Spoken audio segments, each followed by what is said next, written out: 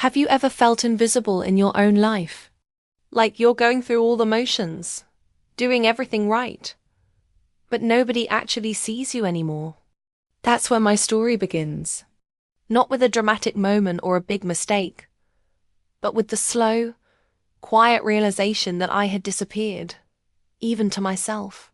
If you've ever felt this way, subscribe now, because what happens next might echo something you've never dared to say out loud. Let me tell you something nobody warns you about. Marriage can be lonely. Not the kind of lonely where you're by yourself, but the kind where someone sleeps right next to you every night, and you still feel completely alone. That was my life. I'm 32 years old, a mom to two beautiful boys. And somewhere along the way, I stopped being a person and just became a role. Mum, wife, the woman who reminds everyone about dentist appointments and makes sure there's milk in the fridge. My husband isn't a bad person. That's the thing that makes this so complicated. He doesn't yell or hurt me. He just isn't there. Not really. He travels constantly for his job. When he comes home, he sleeps in the spare bedroom. He says it's because I make noise in my sleep. But I wonder if that's the real reason. Maybe he just doesn't want to be close to me anymore. We send text messages more than we have actual conversations. The last time he hugged me without needing something from me, our youngest son was still learning to walk. That was 3 years ago. After our second baby was born, everything changed between us. My body changed. My confidence disappeared. I started feeling like a stranger in my own skin. When I looked in the mirror, I didn't recognize the tired woman staring back at me. My hair was always in a messy bun. My eyes had dark circles underneath. My clothes didn't fit the same way. But worse than all of that, I had lost something inside. I used to laugh freely without thinking about it. Now every smile felt rehearsed, like I was acting in a play about my own life. Then 2 people moved in next door and everything shifted. Their names were Maya and Chris. They were younger than us, full of energy and life. They were the kind of couple who made everyone around them feel happier just by being there. They started inviting us over for dinners and backyard fires. Maya would bring out glasses of wine. Chris would cook food on the grill.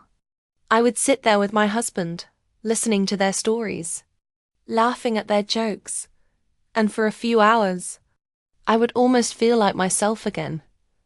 But something else was happening too. Something I tried to ignore at first. I noticed the way Chris looked at me sometimes when he thought nobody was watching. I noticed how Maya would touch my shoulder when she laughed, letting her hands stay there just a moment too long. I told myself I was imagining things. Why would 2 attractive, fun people pay attention to someone like me? A tired mom with baby food stains on her shirt, and no time for makeup. Except they kept paying attention. Chris always poured my drink first. Maya always sat close to me on the couch.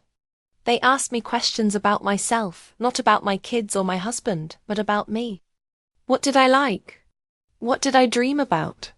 What made me happy? Nobody had asked me those questions in years. I had forgotten I was allowed to have answers. The more time we spent together, the harder it became to ignore what was happening. The air felt different when I walked into their house. There was electricity, anticipation, something unspoken that hung between us like a secret. And the scariest part, I liked it. I liked feeling wanted. I liked being noticed. I had been invisible for so long that their attention felt like water after years of thirst. One night, after the kids were all asleep and the fire was burning low, Maya made a joke. She said we should play something more interesting than the boring games grown-ups usually play. Everyone laughed, but it was the uncomfortable kind of laughter. The kind that says maybe this isn't really a joke. My husband barely looked up from his phone, but I felt my heart start beating faster. Maya didn't explain what she meant and nobody asked. The conversation moved to other topics, but that comment stayed in my mind like smoke that wouldn't clear. A few nights later, She brought it up again. This time she was more direct. She said she and Chris were serious about trying new things. She looked right at me when she said it. My husband still wasn't paying attention, scrolling through his phone like always. But Chris was watching me. Not in a creepy way, in a curious way. Like he was waiting to see what I would do. I went home that night and couldn't stop thinking about it. The next morning, I did something I hadn't done in months. I put on makeup. I chose earrings. When we went back to their house that evening, I changed my outfit 3 times before leaving. I picked something that made me feel pretty, that showed I had a figure under all those baggy sweaters I usually wore. My husband didn't notice, but when I walked into Maya and Chris's kitchen, Chris noticed immediately. He said I looked nice. Just those 3 words, but they hit me like a wave. Maya smiled at me and handed me a glass of wine, and I felt like I was part of something secret and special. That night, after dinner, Maya asked if we'd ever played Truth or Dare with no rules. Everyone laughed again, but this time I wasn't really laughing. My heart was pounding. I was thinking about what the dare might be. When I looked at Chris across the fire, he was already looking at me. It was just a glance, just a moment, but it felt huge. It felt like we were sharing something without saying a word. And I realized then that I was in dangerous territory. These weren't just friendly neighbors anymore. Something was growing between us, something I should have stopped but didn't want to. I tried to convince myself it was harmless. Just some innocent flirting between friends. Just adults having fun. I had responsibilities. I had children upstairs who needed me to make their breakfast and help with their homework. I had a husband, even if he didn't seem interested in me anymore. I had a whole life that depended on me being responsible and good. But I was starving. Not for physical things, but for feeling alive. For feeling like I mattered as more than just someone's mother or someone's wife. One evening, while our husbands were talking about sports, Maya leaned close to me and whispered something I'll never forget. She said they didn't mind sharing if it helped with loneliness. I laughed, but the sound caught in my throat. Was she joking? Was she testing me? I didn't ask because I was afraid of the answer, but I thought about it constantly after that. It was like a drawer in my mind that I knew I shouldn't open. But I kept finding myself standing in front of it, reaching for the handle. Then one night, everything changed. The kids were asleep. My husband had fallen asleep early with his headphones on, his back turned to me like always. My phone lit up with a message from Maya. She said they were sitting outside in their hot tub, and I should come over if I wanted to. No pressure. No explanation. Just an invitation. I stared at that message for 10 full minutes. My hands were shaking. I thought about my boys sleeping upstairs in their small beds. Their school clothes laid out for the morning. I thought about my husband in the other room, how we hadn't kissed in 3 months. And I thought about Maya and Chris outside in the warm water under the stars, and how much I wanted to feel warm again. I didn't overthink it anymore. I just moved. I put on my robe, walked quietly through the house, and went outside without telling anyone where I was going. The night air was cold, but the water was warm and steamy. They were already there, relaxed and smiling like this was just another normal evening. I climbed in quietly and said I couldn't stay long. Maya handed me a drink. We talked about regular things at first. Work, kids, nothing important. Music played softly from a speaker nearby. We laughed like we didn't have any cares in the world. Then Chris's leg touched mine under the water. Just barely, just for a second. But it didn't move away. And neither did I. Maya watched us and smiled. Not a smile that asks permission. A smile that already knows. I went home an hour later and climbed into bed next to my husband. His back was to me. Same as always. But my skin still felt warm from the water. My heart was beating louder than it should have been. And I knew something had started that night, something I couldn't take back. After that, I started going over more and more. Always late at night. Always when my husband was working or already asleep. Sometimes it was just me and Maya. Sometimes just Chris. Most times it was all three of us together. Nothing physical happened at first. Not really. But the conversations got deeper. The eye contact lasted longer. Touches started to linger. Chris would pour my drink before anyone else's. Maya would compliment the way my clothes fit. They made me feel beautiful again. They made me feel seen. One night, Maya leaned in while Chris was lighting candles around the room. Her voice was so quiet I almost didn't hear her. She said I didn't have to pretend around them. I didn't ask what she meant by that. I just let the words sit there between us like a promise. I started having thoughts I'd never had before. Thoughts about being wanted.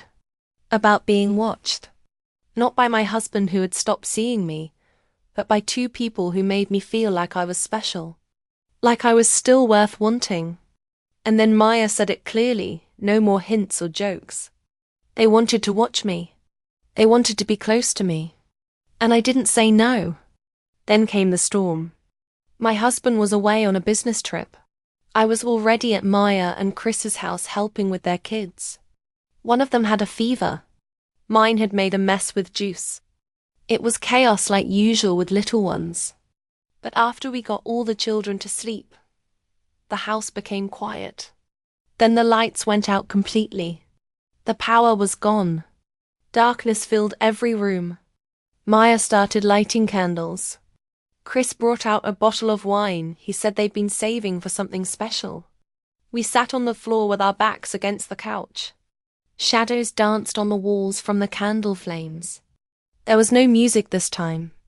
Just thunder rumbling in the distance and the sound of us breathing. Maya poured the wine slowly. Her hand touched mine and stayed there. She leaned close enough that I could feel her breath on my face. She didn't ask if it was okay. She just leaned in and kissed me softly, like she was remembering something we'd never actually done before. I froze. My brain was screaming that this was wrong. But my body leaned closer. It was slow and gentle, like something sacred and secret. Chris didn't move. He just watched with calm eyes, like he'd always known this would happen eventually. Maya pulled back just a little bit. Her forehead touched mine. I could feel her heart beating. My hands were shaking as I held hers. We didn't speak. We didn't need to. The laughter and talking faded away. Glances became touches. Touches became more. There was no rush, no pressure. Just surrender. It wasn't wild or crazy. It felt reverent, like we'd all been waiting for someone to just say yes.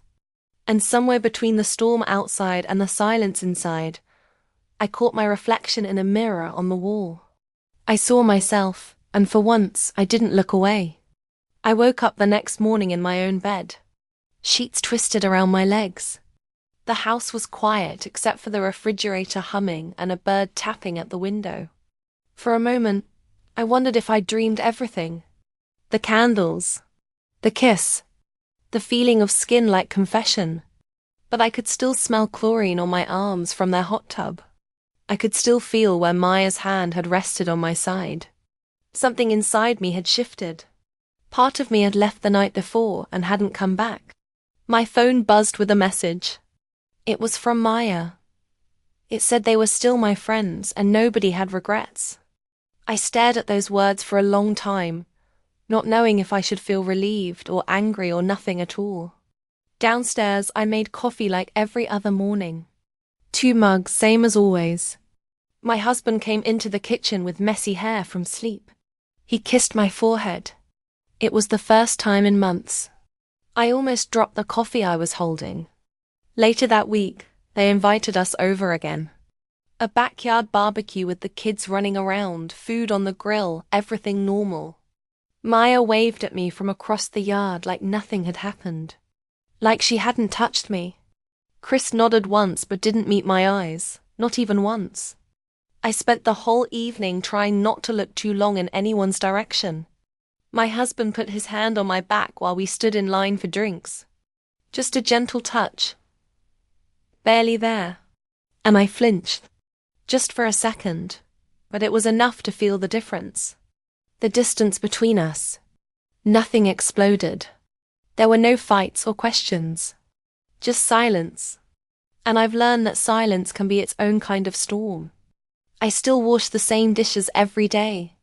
I still fold the same laundry. I still tuck my little boys into bed at night with the same songs. But I'm not the same person anymore. Something cracked open inside me that night. And I haven't been able to close it back up. I didn't leave my husband. I didn't pack bags or yell or confess everything. I stayed. I smiled at school meetings. I held his hand in public when I needed to. I listened when he talked and nodded in the right places. I even laughed sometimes. But I wasn't really there. Not all of me. Because a piece of me was still in that room, in that candlelight, with their eyes on me, wanting me, and me finally wanting to be seen. I don't know if what I did counts as betraying my marriage, or if I just remembered what it feels like to be alive. There was no big plan, no major decision. Just a moment. And in that moment, I said yes. Not with words, but with my breath, my stillness, the way I didn't pull away. I didn't chase after them afterward. I didn't confess to anyone. I didn't destroy the house I built with my own hands. But I did open a door and walk through it. And now, even when everything looks exactly the same on the outside, the clean floors, the paid bills, the home-cooked dinners, I feel different. Not better. Not worse. Just different.